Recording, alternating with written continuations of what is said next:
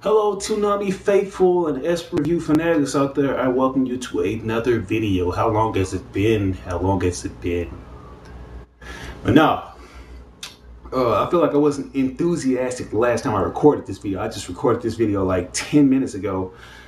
But man, did we have a good little special adventure. If it was only a one-night thing only, I praise the gods up in heaven, the anime gods that are still walking on this ground right now, walking on this earth.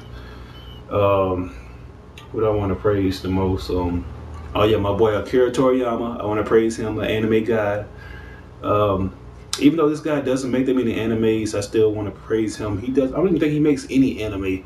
Hideo Kojima, gotta praise you, my boy. Love you, love you guys. Like, even though you have nothing to do with this, like, I still want to praise you. Fourscore 2 days ago, we witnessed.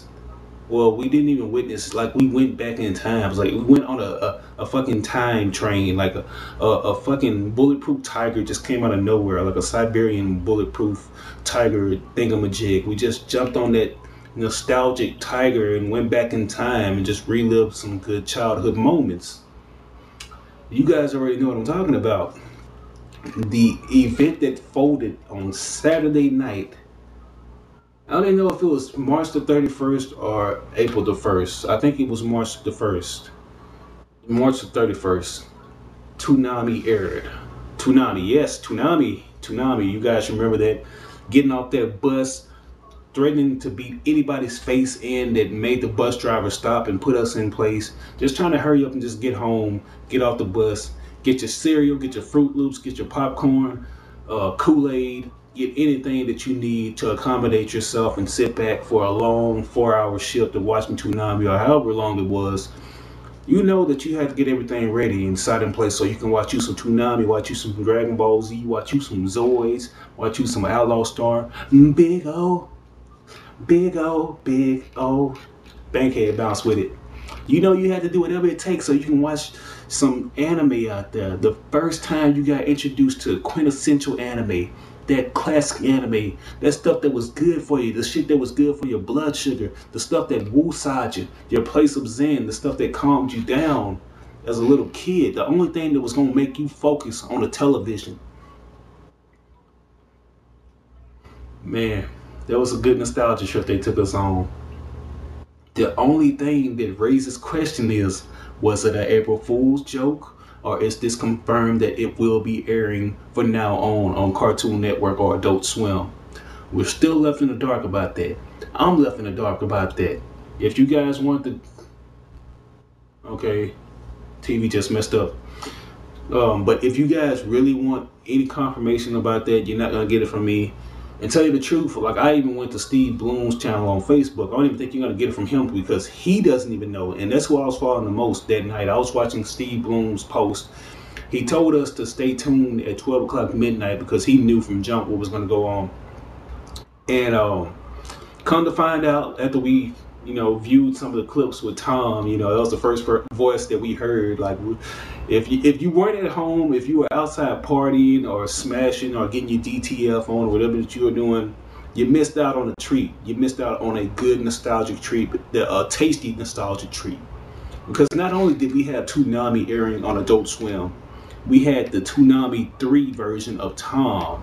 Not the beat up shitty ass Tom with the rust under his armpits and the funky ass Happy Meal smile Tom. I'm talking about the real Tom. I'm talking about the mysterious cool Tom that presses the buttons on the keyboard and shit.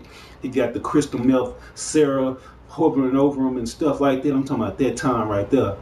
I'm not sure if Sarah was up on the ship. I don't even think she showed up or said anything, but it would have been cool if she did.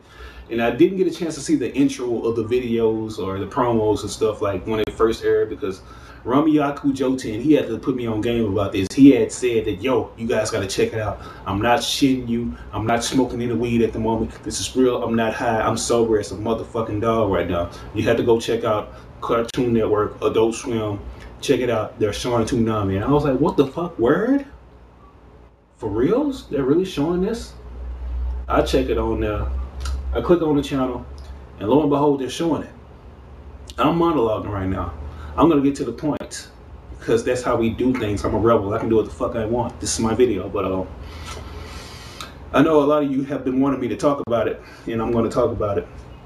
But am I really excited? Was I really excited about this? Yes, I was geeking out like anybody else who was a fan of Toonami, who grew up around that time, because of the introductory, the door opener that Toonami was. It pretty much just opened our eyes up to a whole new medium of entertainment, like the anime. Because I know we had already been exposed to Pokemon, but I feel like it raised the bar up even higher, like it raised it up even higher for more serious anime like Gundams and shit, man. Who doesn't remember watching Zoids, Gundam, and just reciting your favorite lines, Like my favorite line I had to say was Big Cloud from the Blitz team, like when he said something, he was like, "Liger, do your thing," like whenever he'll say something like but I forgot what the move Liger did. Like the Liger Claw, the I don't know. You know what I'm talking about, a shining finger. Or I remember singing that song to, what was that shit called? Gundam, G Gundam.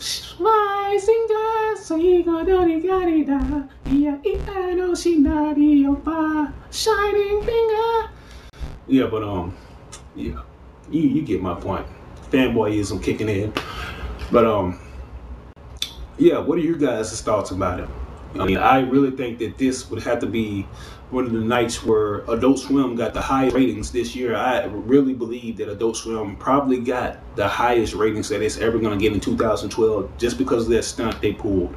And if they had a modicum of respect for the fans of Toonami, the OG fans and people who knew about Toonami, I think this would really be beneficial to them if they brought it back on Saturdays, or made it a bi-weekly thing, or even just brought it on every night. Just make it a Toonami segment. And it would also, somebody brought something else to my attention that was a good idea. Somebody said it on Finebro's video, because he talked about this too. They said that they should just go ahead and take Boomerang off and just make Toonami its own channel, like just make it Toonami Faithful or something like that. That would be gangster too. I think they would really pull in a lot of views. That's what it really boils down to. What the fans want and what the people know what the fans want. The people back there, I know they know what the fans want. Like Time Warner, I'm pretty sure, because many of you do not know this, but stuff like Full Metal Alchemist Brotherhood wasn't supposed to be aired on a Swim. It took the big wigs that were ahead of Time Warner to get them to force that shit on Adult Swim. Adult Swim, it's been pushing more live action TV shows and entertainment. It's like everything is getting about live action for some reason. I don't know why, but it is. But I think this will be real beneficial to the channel. It had to get a lot of views that night. It just awakened something dormant inside of us, which is like that aesthetic, that anime aesthetic. It just awoke it again. The only thing that I have a problem is just the old shows. We've seen all of it before. We've seen it over and over. Outlaw Star, seen it. Big O, seen it. Dragon Ball Z, who hasn't seen that shit over and over? But that's the only thing I can tolerate is Dragon Ball Z. Everything else they pretty much showed. I'm not sure if they showed that Tenchi episode before. I'd never seen it before. And they showed a little nudity on there. Tom, he had some new dialogue. You can tell that Steve Bloom came back in the booth to spit some new dialogue. I think he even said a little profanity too. I think he called like the females on Tenchi Muyu bitches or something like that. Now, that was funny. And he even said something, so he was like, the only time you're gonna catch nudity up on this if you go buy the DVD. I think he even advertised the DVDs that were on sale. Like most of the Bandai DVDs that Bandai sold for their classics like Outlaw Star and those others. Like Big O, he advertised those, which is a good look. He even did a video game review on Mass Effect 3, so that was tight. Most people said it was awkward because Steve Bloom, he had already played somebody up in the game, and it was awkward to hear him reviewing the game that he played in, But yeah, if this is an April Fool's joke, it's a sick one, and they need to burn in hell for that. Burn in hell in a gasoline Snuggie if it's a sick joke. But if it's real, more power to them. Just bring out some new fresh animes, bring out some underrated animes, and even bring out some mainstream animes. Put One Piece up in there. That'll be good. Put it next to Hajime no Ippo. Now that'll be even more fantastic. Well, what are you guys' thoughts about this? Do you think it's legit? Do you think it was just an April Fool's joke? Like any of those other April Fool's jokes that they do on a yearly basis? They've already done this with a lot of episodes, like Full Metal Alchemist, the original one. They did a fart joke on that one on April Fools, like where they had fart sound effects up in it. But yeah, this is your boy EsperReview coming in for another video. Give me your thoughts and stay golden, people. Peace.